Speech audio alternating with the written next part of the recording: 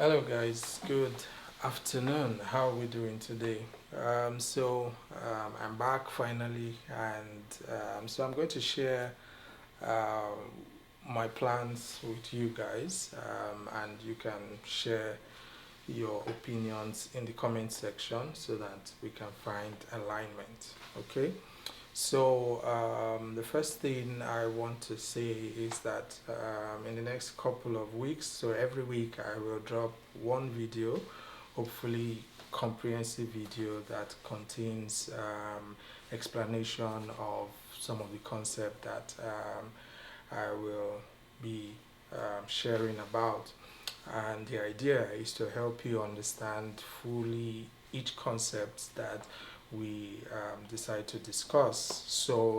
There's a high chance that the quality of the content will improve as we go on. I, of course, don't want to go into extensive editing and all of that so that I can get stuff out as quickly as possible and also learn as we go on. It's not just you that is learning, it's me also learning as well as I'm sharing some of the things that I have learned over the years. So, first and foremost, I want to say that most of the things that I will be discussing are things that I have used experientially, and a few of my other friends and mentees have also used these same concepts to get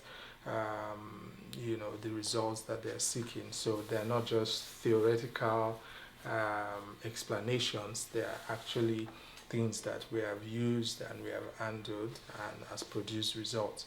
And of course, in your own context, there might be need for you to make a few adjustments here and there to get, the core or to get the results that you're seeking.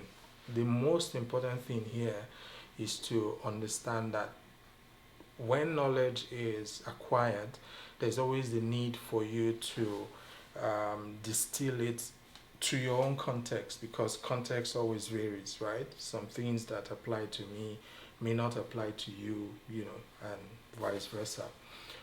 But at the end of the day, truth is universal. So, whichever way you decide to go with this, I can assure you that if you put some of these things into practice, you're going to, you know, see the results of it.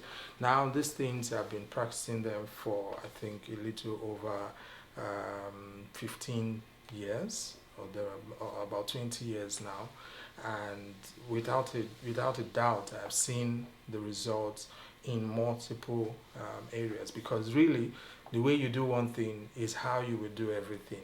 You get what I'm saying? Today I want to, I know I've always liked to start with personal finance, because I believe that your financial well being is key to many things, right? If your finances are bad, it's going to, you know, spill over into many other areas of your life, right? So, finances is key to being the best version of yourself. I did not make the rules, it is what it is. So, you have to, you know, pay attention to your finances. Now, what I've seen over the years is the fact that most people are not educated in how to handle their finances. In fact, especially in Africa, we are not. There is no emphasis on financial management. You go to school, nobody teaches you how to manage your personal finance. Of course, we do courses like accounting, economics, and most of the time we are more focused on macroeconomic factors more than we are interested in our personal finance. And so my goal is to try to educate you on, concepts in personal finance that are key to, reaching your financial well-being, right? And this is very important, because really a lot of people throw the word financial freedom, around. I usually don't like to use the word because I find it a bit, too simplistic, right? I believe what everybody should first be interested in is financial independence, where you can attain a certain level that no matter what is going on in the economy, you can still, thrive within that context. And so it's important for you to understand that these things at different stages of your life will be more difficult than some other stages. So, for example, for those who are starting out and we're saying you should begin to save, that can sound a bit difficult. Like, how do I save from this little amount that I'm making, right? It's a bit difficult. But most of the time, I always wonder how people who work regular jobs and don't get paid for a period of time, how they get by. Most of the time, they manage to get by. And that means that survival is a given. Most of the time, you're going to survive no matter what the condition is, right? They say hunger no dey kill anybody. In other words, hunger does not kill anybody. So there's a high chance that you're going to make sacrifices at different stages of your life to create the environment to make certain things easier down the line. And one of the tools that you need to create this, to start this journey into fully being in control of your personal financial circumstances is what is generally called budgeting. Now, budgeting is a very simple and difficult word because it means different things to different people, right? But I see a budget as a tool that helps you, first of all, become aware of your financial circumstances. Because once you are aware of that, you gain the ability to make certain kind of changes. Because if you are unaware of your health status, there's a high chance that you might be close to your death without realizing it. And this is why it's important to, pay attention to budgets. If you remember, I said earlier that your financial well-being is key to every other part of your life, right? If your finances are suffering, it's going to show in many areas of your life. So it's very important to be able to find the what's the word to use now? To find a balance in how you're able to manage your finances, your personal finance in this case. And so when we're talking about budgeting, most people, we talk about, I generally always put it in a very simple way. To be able to budget effectively, you need to start to record things, right? So it means that when you start out, your budget may not make sense in the first couple of months because, of course, you've been doing whatever the hell you liked, and then now you want to become aware of what's going on, which means you need to, first of all, understand what are the components that make a budget, right? And one of the major, in personal finance context now, one of the major variables that make up the so I call it, there's an equation I came up with, which is the financial well-being equation. Very simple equation. In fact, if your budget will help you to constantly have the awareness of what is going on in your finances. So, for example, many of us are spending money beyond what we are making. And we wonder why we continue to struggle for years. Because really, if you spend more than you make, you're going to stay in struggle for longer. Because you're not going to create room for certain things to happen. I will show you what I mean by all this shortly. But this is very important to put in mind. So a budget is simply, first of all, a document that helps you be aware of everything that is coming in and going out of your financial wallet or purse or whatever you want to call it, right? So you want to be aware of all your incomes, all your expenses, and then everything in between, right? And in simple terms, your budget is a combination of your income, your expenses, and savings and investments. Now, each of these components have, how they impact on your financial well-being, right? So, for example, if you save too much, you would have much less to expend, which might, of course, affect the quality of your life, right? If you spend too much, you would likely have nothing to save or invest, which means your future chances are limited, right? So each of these components will impact on your financial well-being, and that's why I'll show you an equation in the course of this video that will hopefully help you understand what I'm talking about. Now, I'm trying to make it as simple as possible so that it doesn't become overwhelming or confusing, right?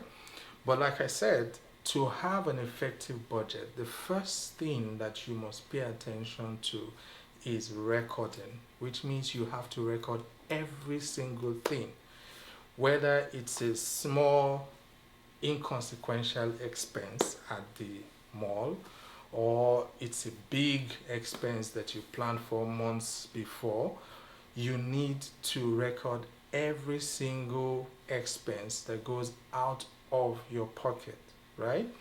And you also have to have awareness of every single form of inflow into your life. It could be gifts, it could be salaries, it could be inheritances, it could be, you know, dividends, whatever it is, you have to be aware of it. And you have to be aware of the frequency as well. Because, for example, it's not every day that people give you gifts, right? But, sometimes they're going to do that. So you want to be aware of that. You want to put that into your, into your budget to understand how money comes to you and how it leaves you. Like I said, if more money is leaving you than is coming to you, you're going to have a problem because it means growth is going to be extremely difficult for you, right? So I'm going to show you shortly what I mean by the financial well-being formula, and then we can take it from there. Now, why am I starting with budgeting? Because I understand that, first of all, budgets are key to everything else. If you have an efficient and effective budget, you're going to have control over your variables, which means your expenses and other things. So, for example, my budget will help me know if I am not earning enough and I need to do more to earn more. Do you get my point?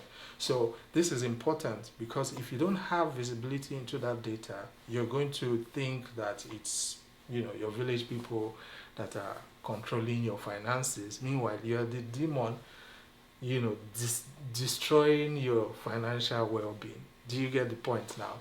So this is the idea, is to help you become aware. So a budget will help you, first of all, become aware of everything going on. And then you can then begin to use that to make adjustments, right? And this is very important because from every single time somebody has come to me and said, oh, I'm in a difficult place financially, they may have been doing very well months before, and then they say, first question I always ask is, what does your budget look like? And 100% of the time, they had no budget to start with. So you see what we're saying, and this is very important. If you have a budget, you will have control. And when you have control over your finances, you will be able to decide when it's time to make sacrifices, when it's time to pause, when it's time to adjust, when it's time to, and these things will help you to have control, right? And you want to always have control over your finances. This is so important because if you don't have control, it's going to get really ugly, right? So, yeah. So I'm going to share the financial well-being formula. All right. So as I was saying, budgets simply are comprised of three main components: your income,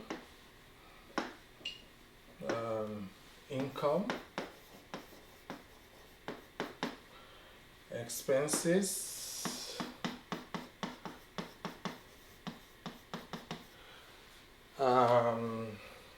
and savings, and and of course they're in the same category, investments.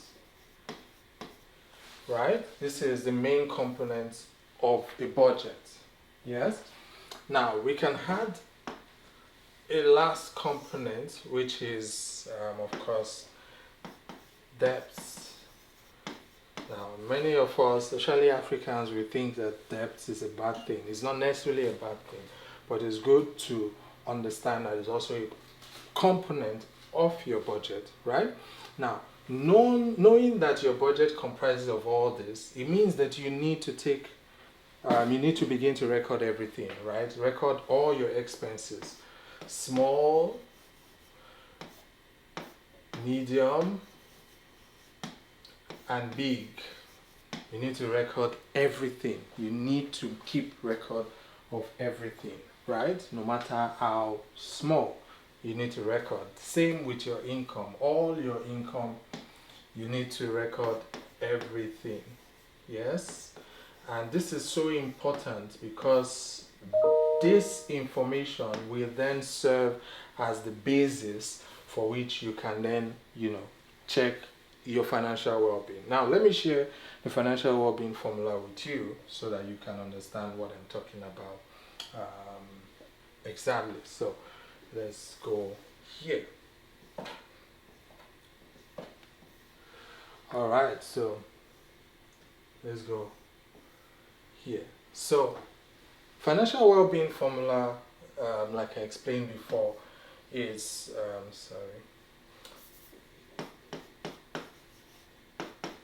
it comprises of I, E, SI, and D. So I is equal to income, E equal to expenses, SI equal to savings, investment, and D equal to debt, if you have any. Now, typically when you make this calculation is very important, right? Every time you've executed your budget for the month, you need to come back and check at the end of the month, what is my financial well-being at, right? And the simple way to look at it is, if you, so let me put this aside for you. So you have financial well-being equal to income minus expenses minus savings, investment minus debt. Now, whenever you have executed your budget, so for example, if you use a monthly budget, like I would recommend, some do weekly budget, some do yearly budget, but I would recommend a monthly budget, especially if you earn a monthly income. If you earn irregularly, then probably a monthly income will cover that as well. So after you have recorded everything for the month, all your income for that month, all your expenses for that month, savings if any, debt if any, you carry out this operation. When you do this, you will see if your is greater than 0, for example, it means that your finances are healthy, right? So you want to have that. If you do the operation and you get this, which means your financial well, after you calculate this, you get 0, less than 0, it means that you are living above your means, right? Of course, you know what that means. This is bad news because most of the time it's going to lead to serious implications, right? You don't want this. Especially, of course, once in a while, the moments where you overspend your budget, but it's fine sometimes. But if it's consistent, if you consistently do see yourself always in the negative, then it means you're living above your means. You need to check and cut down stuff. But if you're not recording properly, how are you going to see what you need to cut down on? You see where all these things are connected, right? If after you have done your operation, you get zero, which means you're neutral, it means that you're living within your means, living within your means.